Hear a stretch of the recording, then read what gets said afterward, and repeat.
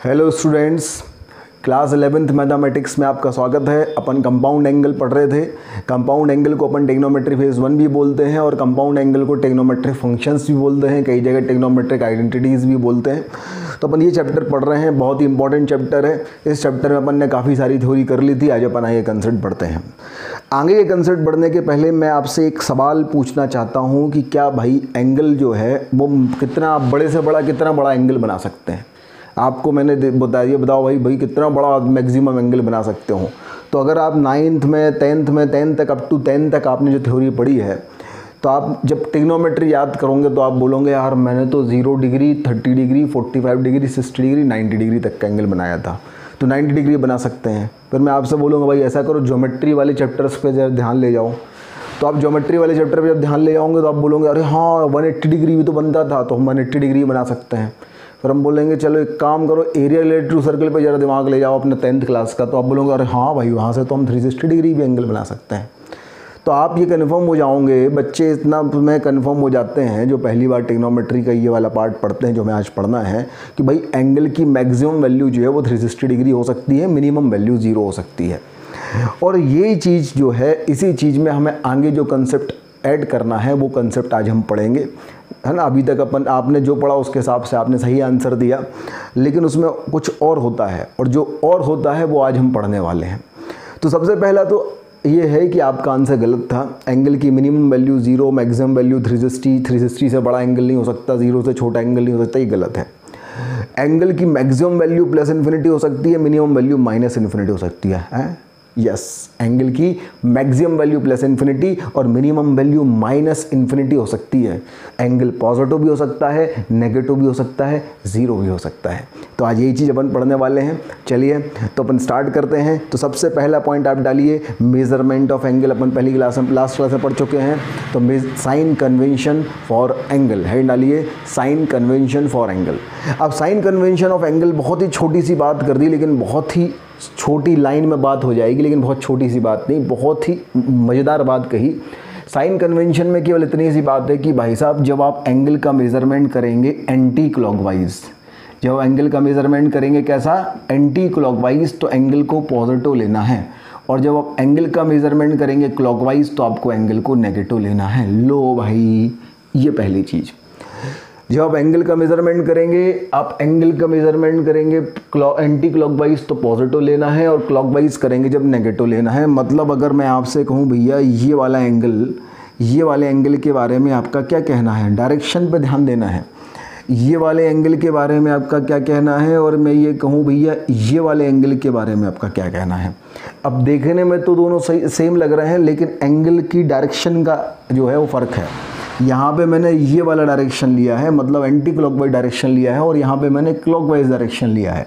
यहाँ पे अगर मैं इसका नाम रख दूँ तो जो बेस लाइन है वो बेस लाइन OA है और मूविंग लाइन OB है। अगर यहाँ पे अपन देखेंगे तो हमारे पास जो बेस लाइन है वो OB है और मूविंग लाइन जो है वो OA है।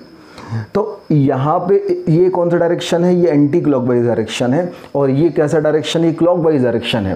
तो ये एंगल कैसा होगा, नेगेटिव होगा, और ये एंगल एंटी क्लॉकवाइज है तो पॉजिटिव होगा, और ये क्लॉकवाइज है तो नेगेटिव होगा। मान लीजिए हमने गिवन है क्वेश्चन में कि ये 30 डिग्री का एंगल है, तो इस एंगल की जो वैल्यू है वो कैसी होगी, +30 डिग्री, और इस एंगल की वैल्यू कैसी होगी, -30 डिग्री। समझ में आई कहानी। तो कंसेप्ट इतना सा है कि जब आप एंगल को मेज़र करोगे एंटी क्लॉकवाइज डायरेक्शन में तो एंगल कैसा होगा, पॉजिटिव। जब एंगल को मेज़र करोगे क्लॉकवाइज डायरेक्शन में तो एंगल कैसा होगा, नेगेटिव होगा। चलिए अपन कुछ एंगल्स बना के देखते हैं। देखिए ज़रा, अगर मैं आपसे बोलूँ भाई साहब 0 डिग्री का एंगल बनाइए, तो 0 डिग्री का एंगल मतलब ये, अगर बेस लाइन है हमारे पास positive X axis, base line से हम काम कर रहे हैं, तो यहीं पे 0 डिग्री होगा। अगर मैं बोलूँ +90 डिग्री बनाइए, तो अब आप इसको क्या मूव करेंगे, एंटी क्लॉकवाइज डायरेक्शन में मूव करेंगे 90 डिग्री, तो ये पॉजिटिव वाई एक्सिस पे क्या रिप्रेजेंट होगा, +90 डिग्री। अगर मैं बोलूँ +180 डिग्री रिप्रेजेंट बनाओ, तो +180 डिग्री आप बनाओगे जब आप इस बेस लाइन को एंटी क्लॉकवाइज डायरेक्शन में 180 डिग्री मूव करोगे, तो यहाँ से लेके यहाँ तक का ये जो एंगल होगा ये +180 डिग्री होगा। अगर मैं आपसे बोलूँ 270 डिग्री बनाओ प्लस का, तो एंटी क्लॉकवाइज डायरेक्शन जब आप इतना मूव करोगे तो ये पूरा एंगल जो है वो 270 डिग्री होगा। अगर मैं बोलूँ 360 डिग्री बनाओ प्लस का, तो ये वाला एंगल जो पूरा होगा, चूँकि आपने एंटी क्लॉकवाइज डायरेक्शन लिया है तो ये प्लस 360 होगा। सिमिलरली अगर मैं आपसे बोलूँ नेगेटिव एंगल्स बनाइए, ये अपने पास 0 है। अगर मैं बोलूँ माइनस 90 डिग्री बनाइए, तो यहाँ से क्लॉकवाइज आपको 90 डिग्री मूव करना है, तो ये एंगल माइनस 90 डिग्री होगा। सिमिलरली अगर मैं यहाँ से क्लॉकवाइज इतना मूव कर जाऊँ तो ये हमारे पास माइनस 180 होगा। सिमिलरली अगर मैं क्लॉकवाइज इतना मूव कर जाऊँ तो ये 90 प्लस 90 प्लस 90 मतलब माइनस 270 डिग्री होगा। सिमिलरली अगर मैं यहाँ से इतना मूव कर जाऊँ तो ये पूरा एंगल जो है वो माइनस ऑफ 360 डिग्री होगा। तो कंसेप्ट जो हमने समझा है वो इतना सा है कि जब हम एंगल को मेज़र करते हैं एंटी क्लॉकवाइज डायरेक्शन में तो हम एंगल पॉजिटिव लेना है, और एंगल को जब हम मेज़र करते हैं क्लॉकवाइज डायरेक्शन में तो हमें नेगेटिव लेना है। इसको अपन इसका कन्वर्स भी समझ सकते हैं कि भाई अगर एंगल पॉजिटिव है इसका मतलब मेजरमेंट एंटी क्लॉकवाइज डायरेक्शन में लिया गया है, अगर एंगल नेगेटिव है मतलब मेजरमेंट जो है वो क्लॉकवाइज डायरेक्शन में लिया गया है। तो ये हमने देखा साइन कन्वेंशन ऑफ एंगल, इसको समझा, इसको नोट कर लीजिए पहले।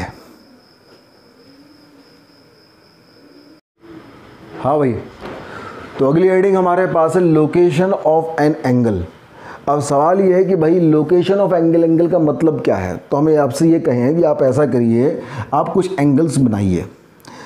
अब ये हमारे पास क्वाड्रेंट सिस्टम है, ये पॉजिटिव एक्स एक्सिस है, ये नेगेटिव एक्स एक्सिस है, ये पॉजिटिव वाई एक्सिस है और ये नेगेटिव वाई एक्सिस है, ये ओरिजिन है। आपको जो है पॉजिटिव एक्स एक्सिस को लेना है बेस लाइन और उसके बाद कुछ एंगल बनाना है। अगर मैं आपसे कहूँ कि भाई आप ऐसा करें, सबसे पहला एंगल मैंने आपसे बोला आप 60 डिग्री का एंगल बनाइए। तो 60 डिग्री का एंगल बनाएंगे तो आप इस बेस लाइन को जो है रोटेट करेंगे एंटी क्लॉकवाइज डायरेक्शन में। एंटी क्लॉकवाइज क्यों? क्योंकि मैंने आपसे बोला पॉजिटिव एंगल बनाना है। तो जब आप एंटी क्लॉकवाइज डायरेक्शन में रोटेट इसको घुमाएंगे कितना 60 डिग्री, तो ये जो हमारे पास लाइन होगी, ये लाइन यहाँ से ये वाला एंगल कितना हो बनाएगी 60 डिग्री बनाएगी। अगर मैं आपसे बोलूँ कि भैया ऐसा करो आप तो 120 डिग्री का एंगल बनाइए, तो 120 डिग्री का एंगल बनाएंगे तो हमारे पास जो है इसको आप रोटेट करोगे 120, तो यहाँ से यहाँ तक का तो 90 डिग्री है, 120 थोड़ा सा और लंबा जाएगा, तो ये जो है यहाँ से यहाँ तक का जो एंगल है ये 120 डिग्री होगा। सिमिलरली अगर मैं आपसे बोलूँ कि भैया आप ऐसा करो आप 240 डिग्री का एंगल बनाइए, तो 240 डिग्री का एंगल बनाने के लिए आप जब यहाँ से मूव करेंगे तो आप कहेंगे भैया ये सबसे पहले तो हो गया 180 फिर और 60, तो ये हमारे पास जो एंगल होगा यहाँ से यहाँ तक का ये 240 डिग्री होगा पूरा यहाँ से यहाँ तक का, है ना। सिमिलरली अगर मैं आपसे बोलूँ कि भैया ऐसा करो आप तो 300 डिग्री का एंगल बनाइए, तो 300 डिग्री का जब आप एंगल बनाएंगे तो आप यहाँ से चलना स्टार्ट करेंगे तो यहाँ 90 पे पहुँचेंगे, फिर चलना स्टार्ट करेंगे तो ये 180 आ जाएगा, फिर चलना स्टार्ट करेंगे तो 270 आ जाएगा, और 270 प्लस कितना होगा 60, तो यहाँ से 60 और मूव करेंगे तो ये छोटा वाला एंगल जो है वो 60 डिग्री होगा। जब ये पूरा का पूरा जो एंगल है वो कितना होगा 300 डिग्री होगा। सही बात है। अगर मैं आपसे बोलूँ भैया 90 डिग्री, तो 90 डिग्री तो भाई यहाँ से मूव करेंगे तो यहाँ पे अपने पास 90 डिग्री आ जाएगा। अगर मैं आपसे बोलूँ भैया 180 डिग्री, तो 180 डिग्री जब अपन यहाँ से मूव करके यहाँ तक आएंगे तो नेगेटिव एक्स एक्सिस पे जो है वो 180 डिग्री आ जाएगा।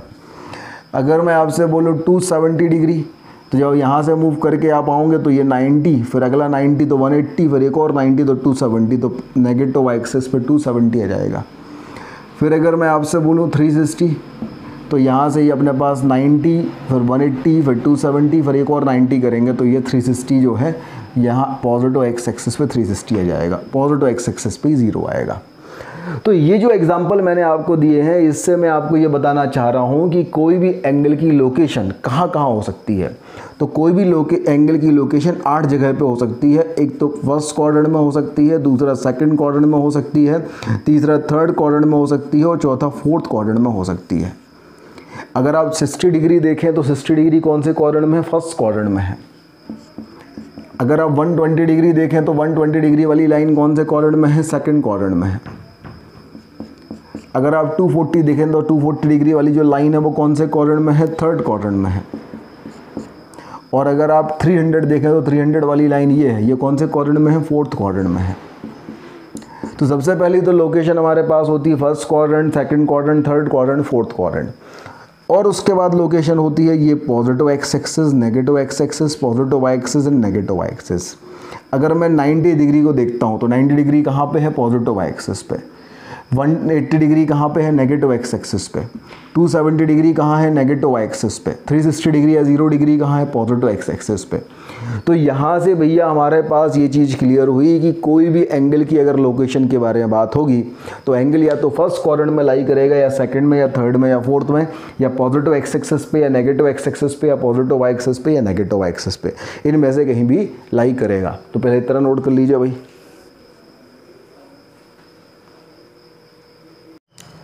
हाँ भाई, अगला कंसेप्ट देखिए। अगर मैं आपसे कहूँ कि भाई 30 डिग्री ये कहाँ लाई करेगा, तो आप कहेंगे 30 डिग्री, आपने प्लस 30 डिग्री बोला है, तो ये हमारे पास पॉजिटिव एक्स एक्सिस तो बेस लाइन होती है ना। Positive X axis base line होती है, तो यहाँ से अगर मैं एंटी क्लॉकवाइज मूव करूँगा 30 डिग्री, तो ये जो हमारे पास लाइन OA दिख रही है, इस OA लाइन पे 30 डिग्री का एंगल रिप्रेजेंट करेगा। बहुत अच्छी बात है। फिर अगर मैं आपसे बोलूं भैया मेरे पास एक और एंगल है 360 डिग्री प्लस 30 डिग्री, बेसिकली ये क्या हो गया, 390 डिग्री, ये कहाँ लाई करेगा, तो आप कहें कोई बात नहीं, इसको भी अपन मूव करते हैं भाई। 360 प्लस 90 जो है, इसको अगर मैं बनाना चाहता हूँ तो सबसे पहले तो मैं 0 से स्टार्ट करूँ, एंटी क्लॉकवाइज घूमना है, तो यहाँ से यहाँ तक आऊँ तो ये कितना आ गया 360, तो थोड़ा सा और घूम लूँ 30 डिग्री, तो ये हमारे पास ये छोटू एंगल जो है, ये वाला छोटू एंगल, ये कितने डिग्री का होगा, 30 डिग्री का, और ये पूरा का पूरा सर्कल वाला एंगल कितना होगा, 360 का, तो ये पूरा एंगल यहाँ से लेके यहाँ तक कितना हो जाएगा, 390 का। तो 390 डिग्री भी जो है वो इसी लाइन पर रिप्रेजेंट करेगा। सही बात है। फिर अगर मैं आपसे बोल दूँ भैया ऐसा है 720 प्लस 30 मतलब 750 डिग्री कब कहाँ रिप्रेजेंट करेगा, तो 750 को 720 मतलब 360, पहले एक 360, फिर दूसरा 360 और फिर 30, तो ये 30 डिग्री वाली लाइन पे ये 750 लाई करेगा। तो यहाँ से हमें एक बहुत अच्छा कंसेप्ट समझ में आया कि भाई जहाँ पे 30 डिग्री की लोकेशन थी, एग्जैक्ट वही लोकेशन 390 डिग्री की थी, एग्जैक्ट वही लोकेशन 750 डिग्री की थी। ये चीज़ हमें समझ में आई। तो इससे हम ये कह सकते हैं कि भाई अगर मैं लोकेशन के मामले में बात करूँ तो 360 इंटू n प्लस थीटा की वही लोकेशन होगी जो लोकेशन थीटा की होगी, क्योंकि 360 इंटू n मतलब 360 इंटू 1, 360 इंटू 2, 360 इंटू 3 का मतलब होता है सर्कल में घूम के वापस बेस लाइन पे आ जाना। तो 360 इंटू n प्लस थीटा की लोकेशन वही होगी जो लोकेशन जो है वो थीटा की होगी। तो अगर हम कहें तो इन दोनों की जो लोकेशन है वो एग्जैक्ट सेम होगी, उसमें 1% का भी अंतर नहीं होगा। तो ये कंसेप्ट अपनी समझ में आया। कंसेप्ट केवल इतना सा है, 360 का मल्टीपल प्लस थीटा की जो लोकेशन होगी वही सेम लोकेशन थीटा की होगी। तो यहाँ तक नोट कर लीजिए भाई।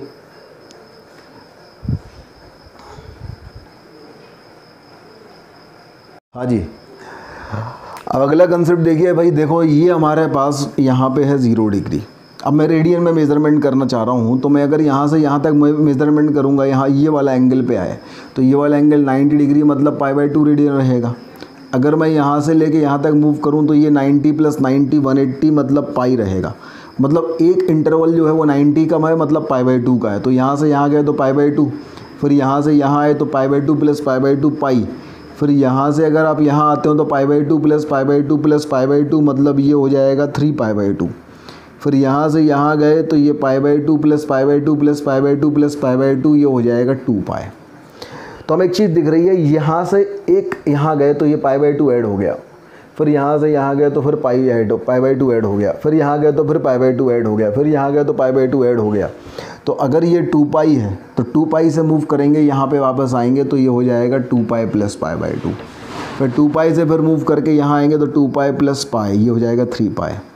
फिर 2π से मूव करके यहाँ आएंगे तो ये हमारे पास हो जाएगा 2π प्लस 3π/2, या फिर इसको लिख सकते हैं π प्लस π/2। सही है, 2π प्लस 3π/2। सही है, तो ये हमारे पास क्या हो जाएगा 2π प्लस 3π/2 या फिर 3π प्लस π/2।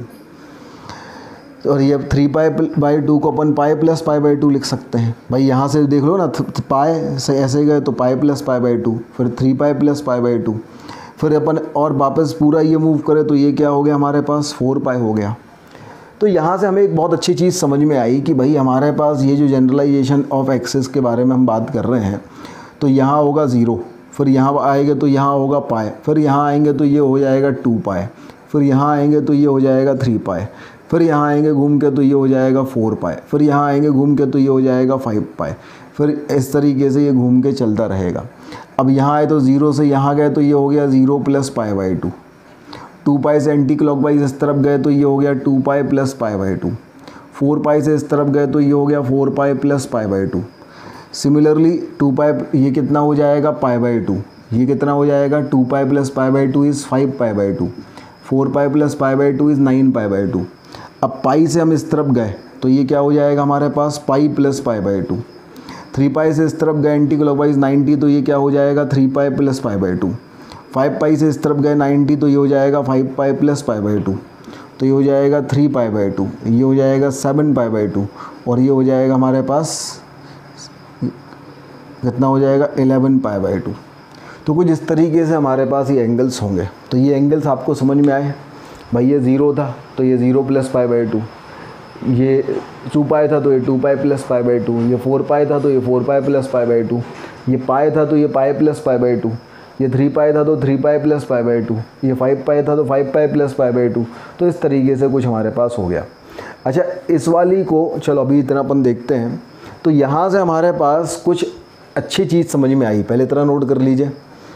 हमें समझ में ये आया कि अगर मैं केवल पॉजिटिव एक्स एक्सिस के बारे में बात करूँ, इसकी जो हेडिंग है वो है जनरलाइजेशन ऑफ एक्सिस, तो हेड डाल लीजिए जनरलाइजेशन ऑफ एक्सिस। अगर मैं बात करूँ पूरी की पूरी एक्स एक्सिस पे कौन कौन से एंगल होते हैं, तो यहाँ होता है 0, तो यहाँ होता है पाई, यहाँ होता है 2 पाई, तो यहाँ होता है 3 पाई, यहाँ होता है 4 पाई, यहाँ होता है 5 पाई, यहाँ होता है 6 पाई, तो यहाँ होता है 7 पाई। तो अगर मैं कंप्लीट एक्स एक्सिस पे थीटा की बात करूँ, एंगल की बात करूँ, तो क्या है 0 into pi, 1 into pi, 2 into pi, 3 into pi, 4 into pi, 5 into pi, 6 into pi, 7 into pi. तो यहाँ पे जो एंगल की वैल्यू होगी वो क्या हो जाएगी, theta equal to n pi, where n belongs to n integer. भाई n की वैल्यू 0 रखेंगे तो 0, n की वैल्यू 1 रखेंगे तो पाई, 2 रखेंगे तो 2 पाई, 3 रखेंगे तो 3 पाई। अच्छा, नेगेटिव एंगल भी डिफाइन होंगे ना यहाँ पे। ये अगर 0 है इस तरफ गए तो ये माइनस पाई, फिर ये अगर 2 पाई है ना, माइनस पाई से इस तरफ गए तो ये हो गया माइनस 2 पाई, फिर इस तरफ आए तो माइनस 3 पाई, फिर और घूमे तो माइनस 4 पाई। तो सेम चीज़ है, देखो pi into -1, pi into -2, pi into -3, pi into -4। जब इसमें मैं वैल्यू रखूँगा -1 तो माइनस पाई आएगा, जब इसमें वैल्यू रखूँगा -2 तो -2 पाई आएगा, इसमें वैल्यू रखूँगा -3 तो -3 पाई आएगा। तो जो हमने कंसेप्ट सीखा वो ये है कि जो एक्स एक्सिस होता है उस पर जो इतने भी एंगल्स लाई करते हैं उनको हम जनरलाइज फॉर्म में theta equal to n pi लिख सकते हैं, where n belongs to integer. ये अपन ने किसके बारे में लिखा, X axis, complete X axis के बारे में अपन ने ये लिखा। तो पहले अपन इतना नोट कर लें, फिर हम आते हैं, इतना नोट कर लीजिए पहले। तो हमारे उसके बाद फिर हम आते हैं negative positive X axis only के बारे में बात करते हैं, केवल और केवल पॉजिटिव एक्स एक्सिस के।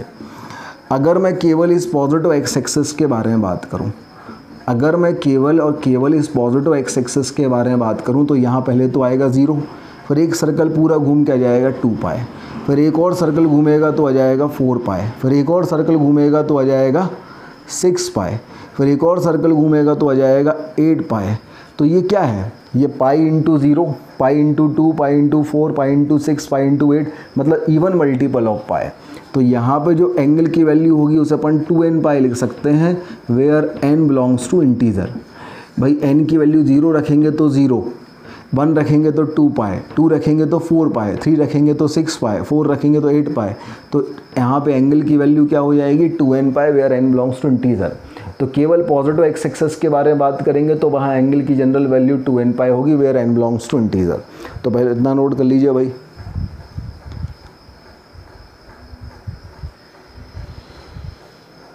चलिए आगे बढ़ते हैं अपन। पॉजिटिव एक्स एक्सिस के बाद फिर अपन देखते हैं नेगेटिव एक्स एक्सिस को।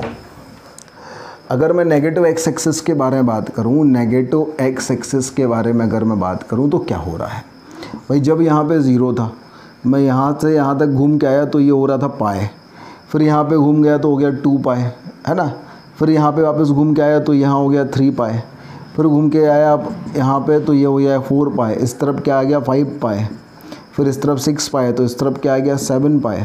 सिमिलरली यहाँ 0 है, इस तरफ घूमेंगे आप तो ये हो जाएगा -पाई, फिर ऐसे जाओगे तो -2 पाई, फिर ऐसे जाओगे तो -3 पाई, तो सिमिलरली -5 पाई। तो अगर मैं नेगेटिव एक्स एक्सिस के बारे में बात करूं तो ये pi into 1, pi into 3, pi into 5, pi into 7, मतलब एंगल की वैल्यू है odd multiple of pi by 2, मतलब 2n + 1 पाई की ऑड मल्टीपल ऑफ पाई। तो इसे या तो 2n + 1 पाई लिख सकते हैं या 2n - 1 पाई लिख सकते हैं। n की वैल्यू अगर मैं यहाँ पे 0 पुट करूँगा तो क्या जाएगी पाई, 1 पुट करूँगा तो 3 पाई, 2 पुट करूँगा तो 5 पाई, -1 पुट करूँगा तो -पाई। यहाँ पे अगर मैं 0 पुट कर रहा हूँ तो -पाई, 1 पुट कर रहा हूँ तो पाई, 2 पुट कर रहा हूँ तो 3 पाई। तो या तो हम एंगल की वैल्यू 2n + 1 पाई लिख सकते हैं, 2n - 1 पाई लिख सकते हैं, क्योंकि यहाँ पे एंगल की वैल्यू क्या आ रही है ऑड मल्टीपल ऑफ पाई। तो इतना नोट कर लीजिए, generalization of negative X axis हमने कर लिया। अब generalization of negative X axis के बाद फिर अपन देखते हैं generalization of complete Y axis. Negative positive नहीं, कंप्लीट वाई एक्सिस। अगर मैं कंप्लीट वाई एक्सिस के बारे में बात करूं कि वाई एक्सिस में जनरलाइजेशन ऑफ एंगल्स क्या होगा, तो हमें दिख रहा है कि जब यहाँ पे 0 था तो ये हो रहा था पाई बाई 2। देखो ये पाई बाई 2, फिर अपन यहाँ पाई घूम गए तो ये हो गया 3 पाई बाई 2, फिर पाई घूम गए तो ये हो गया 5 पाई बाई 2, फिर यहाँ से पाई घूम के यहाँ आए तो ये हो जाएगा 7 पाई बाई 2, फिर पाई घूम के यहाँ आए तो ये हो जाएगा 9 पाई बाई 2, तो ये हो जाएगा 11 पाई बाई 2। तो अगर मैं कंप्लीट वाई एक्सिस के बारे में बात करूँ तो ये लिखा है पाई by 2 × 1, pi by 2 × 3, pi by 2 × 5, pi by 2 × 7, pi by 2 × 9, pi by 2 × 11। मतलब यहाँ पे जो एंगल की वैल्यू है वो क्या है पाई बाई 2 का ऑड मल्टीपल। पाई बाई 2 का ऑड मल्टीपल मतलब 2n + 1 पाई बाई 2, या फिर इसे अपन 2n - 1 पाई बाई 2 भी लिख सकते हैं, क्योंकि ऑड मल्टीपल को या तो 2n + 1 से रिप्रेजेंट करेंगे या 2n - 1 से रिप्रेजेंट करेंगे। तो हमारे पास ये जनरलाइजेशन ऑफ वाई एक्सिस हो गया। नोट कर लीजिए जनरलाइजेशन ऑफ वाई एक्सिस। चलिए जनरलाइजेशन ऑफ वाई एक्सिस के बाद अपन आते हैं generalization of positive Y axis. अब अगर मैं generalization of positive Y axis के बारे में बात करता हूँ, generalization of positive Y axis के बारे में अगर मैं बात करता हूँ तो जब यहाँ पे 0 था इस तरफ मूव करे तो ये हो गया 0 + पाई बाई 2, फिर यहाँ पे जब 2 पाई आया तो मूव किया तो ये हो गया 2 पाई + पाई बाई 2। किसके बारे में बात कर रहा हूँ, ओनली पॉजिटिव वाई एक्सिस के। तो सिमिलरली यहाँ पे तो 2n पाई है, तो इस तरफ मूव करेंगे तो ये क्या हो जाएगा 2n पाई + पाई बाई 2। तो यहाँ पे एंगल की जो वैल्यू होगी वो क्या हो जाएगी 2n pi + pi by 2, where n belongs to integer. ये हमारे पास एंगल की वैल्यू हो जाएगी पॉजिटिव वाई एक्सिस पे। तो जनरलाइजेशन ऑफ क्या लिख लिया अपने पॉजिटिव वाई एक्सिस। नोट कर लीजिए generalization of positive Y axis. इसके बाद होता है generalization of negative Y axis. अब नेगेटिव वाई एक्सिस के बारे में अपन देखते हैं। Generalization of negative Y axis बहुत ही आसान है। देखो ये या तो मैं पाई से मेज़र करूँ तो पाई + पाई बाई 2, अगर मैं 0 से मेज़र करूँगा तो 0 - पाई बाई 2, क्योंकि क्लॉकवाइज गए। 2 पाई से इस तरफ आए तो क्लॉकवाइज पाई बाई 2 है, तो 2 पाई - पाई बाई 2। तो जब यहाँ पे 0 आया तो ये हो गया 0 - पाई बाई 2। जब यहाँ पे 2 पाई आया तो यहाँ आ जाएगा 2 पाई - पाई बाई 2। जब यहाँ पे 4 पाई आया तो ये हो जाएगा 4 पाई - पाई बाई 2। तो जब यहाँ पे 2n पाई आएगा तो ये क्या हो जाएगा, यहाँ पे थीटा की value 2n pi - pi by 2। तो जब हम नेगेटिव वाई एक्सिस के बारे में बात कर रहे थे तो नेगेटिव वाई एक्सिस में जो थीटा की वैल्यू होती है वो क्या होती है 2n पाई - पाई बाई 2, और यहाँ पे n बिलोंग्स टू क्या हो जाएगा इंटीजर। तो इस तरीके से ये अपन ने आज जो है जनरलाइजेशन ऑफ एक्सिस तक कर लिया। ठीक है, तो नोट कर लीजिए इसको बहुत अच्छे से। आज अपन ने क्या पढ़ा, अपन ने एंगल का मेज़रमेंट देखा कि जब एंगल का मेज़रमेंट क्लॉकवाइज डायरेक्शन में होता है तो नेगेटिव होता है, एंटी क्लॉकवाइज डायरेक्शन में होता है तो पॉजिटिव होता है। इसलिए एंगल की मैक्सिमम वैल्यू +∞, मिनिमम वैल्यू -∞ होती है। अपन ने फिर देखा लोकेशन, कोई भी एंगल की लोकेशन या तो फर्स्ट क्वाड्रेंट में होगी या सेकंड में होगी या थर्ड में होगी या फोर्थ में होगी, या फिर पॉजिटिव एक्स एक्सिस पे या फिर नेगेटिव एक्स एक्सिस पे या पॉजिटिव वाई एक्सिस पे या नेगेटिव वाई एक्सिस पे। उसके बाद फिर अपन ने देखा location of 360 plus theta, 360 plus theta की जो लोकेशन है वो या 360 इंटू 2 प्लस थीटा की लोकेशन है, या 360 इंटू 3 प्लस थीटा की लोकेशन है, या 360 इंटू n प्लस थीटा की लोकेशन है, वो थीटा की लोकेशन के एग्जैक्ट इक्वल होगी। उसके बाद फिर हमने देखा जनरलाइजेशन ऑफ एक्सेस की जो पॉजिटिव कंप्लीट एक्स एक्सेस में थीटा इक्वल टू n पाई होता है, पॉजिटिव एक्स एक्सेस में थीटा इक्वल टू 2n पाई होता है, नेगेटिव एक्स एक्सेस में थीटा इक्वल टू या तो 2n प्लस 1 पाई या 2n माइनस 1 पाई होता है। कंप्लीट वाई एक्सेस के बारे में बात करें तो एक्स की थीटा की value 2n plus 1 pi by 2 होती है, पॉजिटिव वाई एक्सेस में 2n pi plus pi by 2 होती है और नेगेटिव वाई एक्सेस में 2n pi minus pi by 2 होती है। तो इतना अपन ने नोट किया।